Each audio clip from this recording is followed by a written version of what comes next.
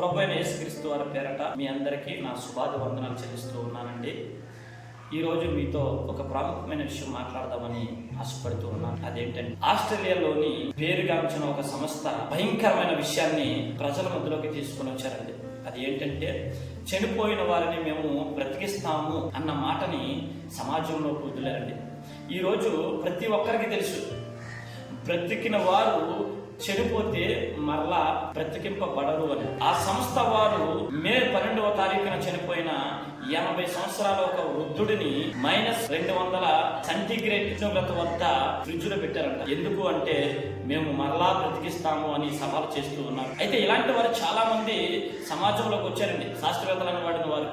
కానీ ఎవరు కూడా నిరూపించలేకపోయారు. అయితే బైబిల్ ఏమి సెలవిస్తుంది అంటే, చనిపోయిన వాడు మరలా బ్రతకడు అని చెబుతుంది. చూడండి, ప్రసంగి గ్రంథము 9వ అధ్యాయము 5వ వచనంలో ఒక మాట ఉందండి. బ్రతికి ఉండు వారు తాము చెత్తురని ఎరుగుదురు, అయితే చచ్చిన వారు ఏమీయూ ఎరగరు, వారి పేరు మరవబడి ఉన్నది, వారికి ఇక ఏ లాభమును కలగదు.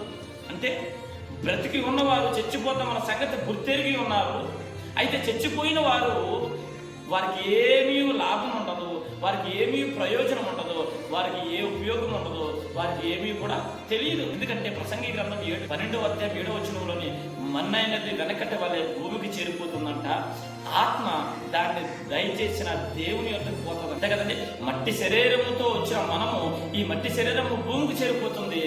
ఆత్మ దేవుడిచ్చింది కనుక ఆత్మ దేవుని దగ్గరికి వెళ్ళిపోవాలి. ఆ ఆత్మ మరలా తిరిగి వస్తుందంటే రాదండి, ఒక్క క్షణంలోనే దేవుని దగ్గరికి పోతుందండి. కాబట్టి మనము చూసుకోవాల్సిన విషయం ఏంటంటే, మరలా మనము బ్రతికింపబడము. నువ్వు ఎన్ని ఫ్రిడ్జుల్లో పెట్టుకున్నా, ఎన్ని స్థలాల్లో పెట్టుకున్నా, ఎన్ని పరిశుద్ధ స్థలాల్లో పెట్టుకున్నా, ఒక శరీరము, ఒక మనిషి చనిపోతే మరలా భూమి మీదకి రావటము, బ్రతికింపబడము అసాధ్యము.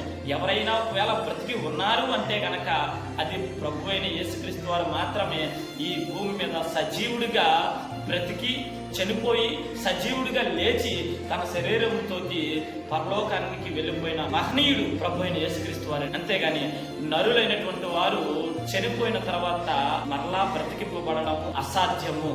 ఎంతమంది ఎన్ని ప్రయోగాలు చేసినా సజీవుడు రాయించిన దైవ గ్రంథంలో ఉన్న మాటలు ఎల్లప్పుడికి స్థిరంగా నిలిచి ఉన్నాయండి. ఆయన మాటలో సున్నాయనను పొల్లైనను పోదు. కాబట్టి మనుషులు గ్రహించవలసిన విషయం ఏంటంటే, చనిపోయిన వాడు మరలా బ్రతకడు. అనేకమైన మాటలు మీరు నమ్మకూడదని ప్రభు పేరిట మీ అందరికీ తెలియపరుస్తూ ఉన్నాను.